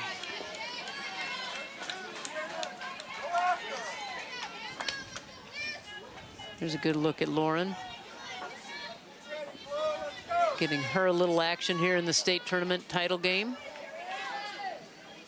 The 0-2 fouled off the leg, the right foot there of Wislander. The Lady Dees got here by a 9-6 victory over Boyden Hull Rock Valley. Hannah Isley, 2 home runs. And then in the semifinal win over against a good Mount Vernon team, 5-2. That one's fouled out of territory. Isley again with a home run. And Lawrence had a home run in that game. A lot of home runs in this tournament. Haven't seen so much since that first game. We had a little bit different wind current, I think, in that first game. It's changed around and blowing in a little bit now here at this diamond. Earlier this morning, it was blowing out, and I don't know if the wind helped any of those hits in those games to go out of the ballpark. They were pretty well hit on their own, probably would have made them out on their own, but the wind did play a factor, I felt, in the first couple of games. Oh, the air is heavier now. After we had those storms roll through there, the moisture kind of stayed behind and the wind did change directions. I think there was a couple of shots in that last game that had a chance to go out, but Air held it up. So Paige Madden will come in and take a swing. And she'll bat for Leah Nelson. And so Paige Madden, the artist, formerly known as Paige Madden, swung on and missed on that first pitch from Lawrence.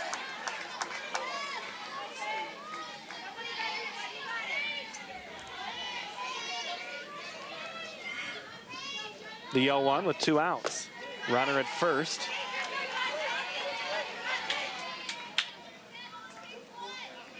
Assumption's hoping this is the last time they bat this season. Up 8-0. Popped up right field. Drifting over to make the catch is Aaron Heaton. And the Lady Dees are down to their final 3 outs.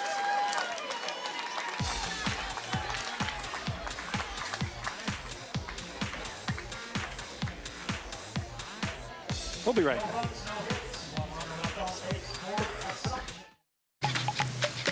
I'm Chris Pratt. And I'm Martin Pratt. As part of the PBS Summer of Adventure, we're headed north for Wild Alaska Live. It's a 3-night live event, so join us in Alaska. It all begins Sunday evening at 7 on Iowa Public Television. Coming up on Iowa Outdoors. We hit the shooting range with college athletes in a fast-growing sport. Cruise up and down the Mississippi aboard the riverboat Twilight. Photograph the Cedar River Valley with an Eastern Iowa photographer. When you find little pockets of these beautiful places, it's really inspiring to be out there. And explore a trail in a minute. Saturday morning at 9 on Iowa Public Television. Hello, sports fan. He's up way past his bedtime. Look at his he friend's has got a blanket on too. That's my buddy right there. I'm with him. Get that blanket on. Stay warm. And they've had a lot to cheer about if they're cheering for Assumption. So it'll be up to Riley Leshen, Mackenzie Curran, Abigail Martin. So if we have any of those other alternate, this might be the first time we don't have everybody from the all-tournament team here.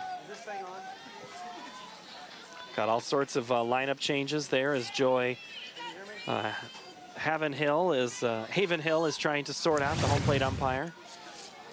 Todd Donalds is at first, and then Oliver's at third. So as we wait on Nicole Timmons, she needs 1 strikeout to tie, 2 to set the record.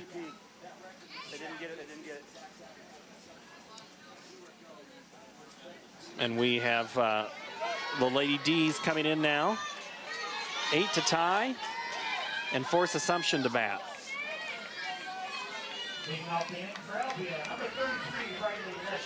But the way Timmons is pitching, first one is low in the dirt.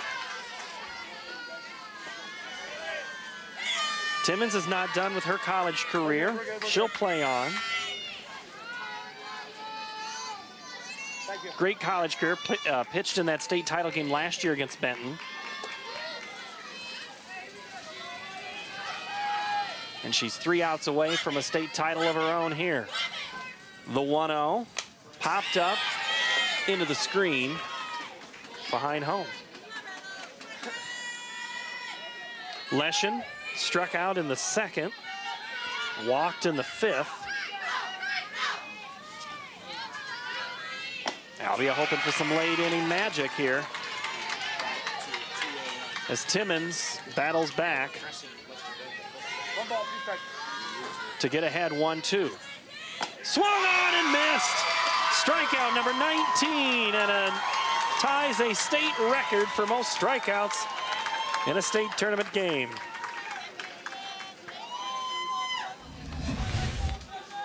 See if she goes to that rise ball again, and she does. That has certainly been her money pitch in this ball game tonight.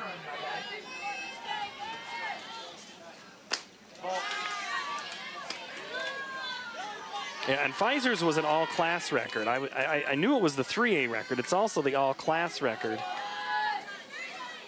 So Pfizer gets company in the record book in the first season, and maybe we're a pitch away from her completely erased. Short time in the record book. We remember that game a year ago. We were so impressed with the way Amber Pfizer threw in that ball game. I think equally impressive here tonight is Nicole Timmons. Timmons ahead 1-2 on Curran, and that's strike 3, and that's number 20. All 20 outs of this game to this point have been by strikeout. Kalina sets up, doesn't even move the glove. No, does a great job of holding the target there, and Curran kind of turned away from it, and they're going to take her out, let her receive some accolades. They're going to bring in, I believe, they're going to bring in Hannah Kelly. Because Kelly's looking to the dugout. Look at that big smile. Finally, a little emotion. She knew what she had to do. She knew what the task was, what the goal was, and came in here very focused. And she was able to get the job done, get the record. And I think they're going to allow her to go out.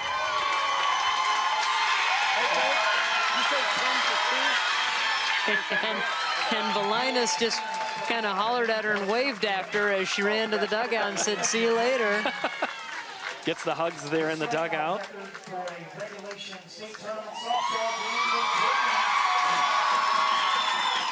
Number 10 against the 2. So coming in to try and close this one out is Hannah Kelly. Hannah pitched way back on Monday. Timmons had a no-hitter into the 6th in that game. I believe that's it. I'm going to go out on a limb and say Nicole Timmons is going to be on the all-tournament team. And I'm going to go out on an even further limb. She might be captain. For number 2, playing second base. Well, you've been right before. And the only reason, I mean, the performance here, the great performance on Monday night, Isley had a chance to be that captain, but tonight Isley just, I mean, Isley has 2 hits in this contest, and you know it'll be a tough call, but I think you probably go with the one that sets the state record for strikeouts, just a guess. And it was a pitcher in the previous game that was the alternate captain. Sarah Lehman from Iowa City Regina. I was just looking here at the record book. I think Isley's three. Go ahead. 1A, it was a pitcher as well with Kendra Cooper. And I think Isley's 3 home runs ties a record. I think it does too. Kelly, the first shot is thrown, and the out is made, and that's a state title. Davenport Assumption, the Knights wear the crown for the first time in school history.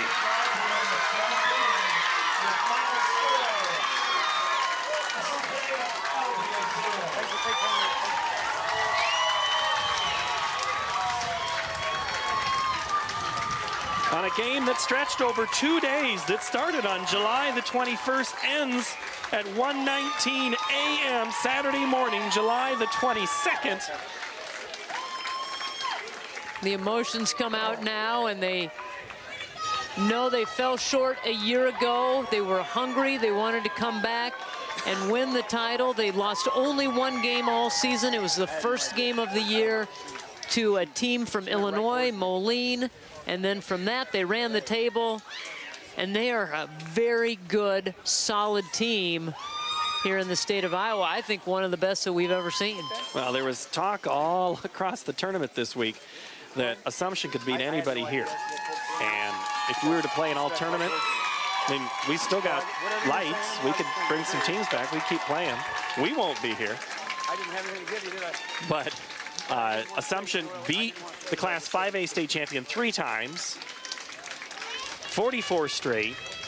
One of the best performances other than Benton Community last year. Think about that. That Benton team was so good. So is this Davenport Assumption team. Right. Well, I think they were motivated by that ball game that they lost to Benton, and kind of made some goals for themselves going into this season. and they accomplished every one of those goals. Look how excited those girls are, and they waited a long time, and I mean a long time, through rain delays and extra inning ball games, finally able to wear the crown. They started the open gyms earlier this season, and the work paid off. Coach Ron Farrell, in just his 3rd year at Davenport Assumption, he brings home a crown to the west side of town.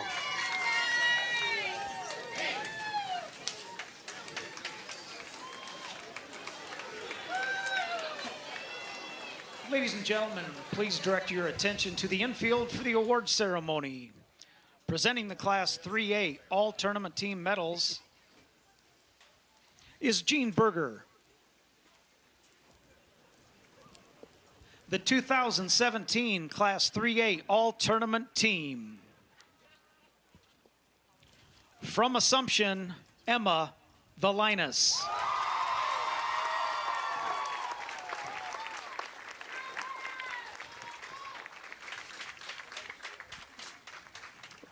From Albia, Jenna Lawrence.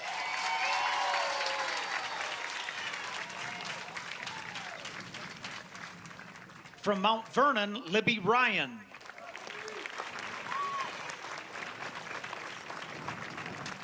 Also from Mount Vernon, Sammy Moss. From Humboldt, Avery Terwilliger.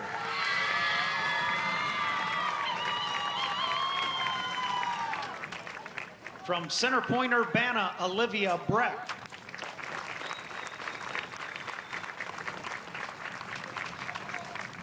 Also from Center Point, Urbana, Caitlin Banning.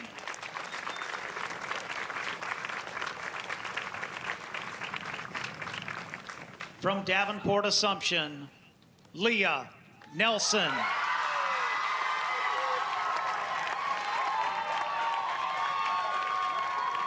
From Davenport Assumption, Sophie Van Severen.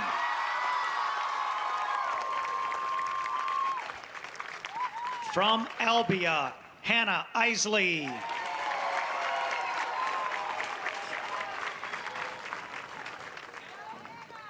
And captain of the 2017 Class 3A All-Tournament Team from Davenport Assumption, Nicole Timmons.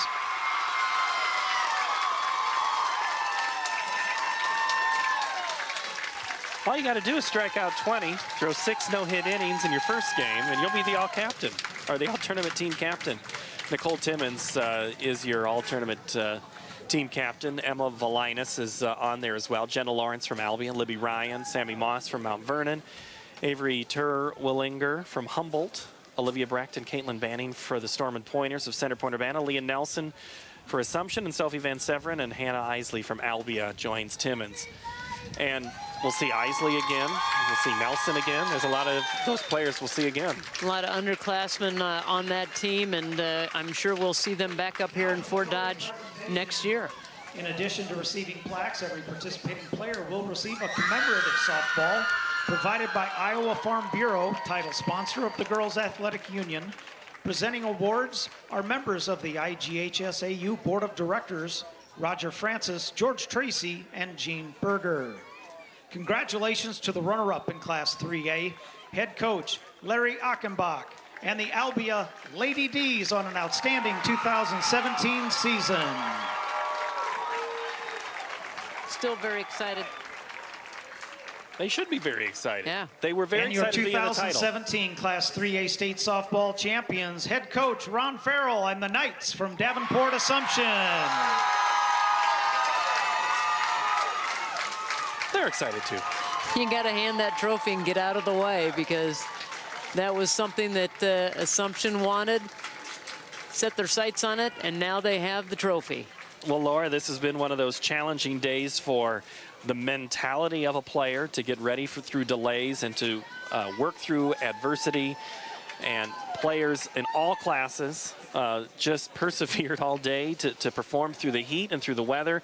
That is a life skill that will continue on, one of those life lessons that athletics brings that we saw today. And we see it all the time in athletics, how it carries over into everyday life, and these young ladies waited everything out and played a hard-fought ball game, and both teams need to be very proud of their accomplishments. Laura, thank you as well. Fantastic to work with you, always great. And my thanks to everybody in the truck who's also persevered all throughout this day, inside and out, bringing you all the images. It's an honor to do this across the state. We've crowned 5 champions today, and into Saturday, we are done. Davenport Assumption, the first time in school history, an 8-0 victor. Good morning from Fort Dodge.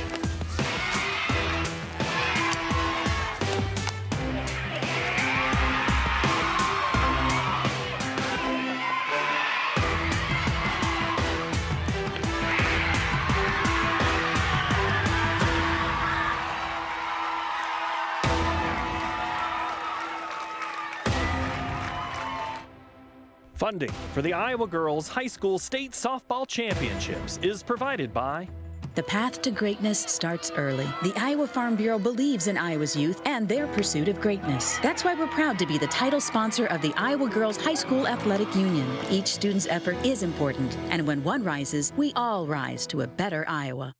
Fairway, along with Nabisco, Frito-Lay, and Sara Lee, is a proud sponsor of the Iowa Girls Sports Championships.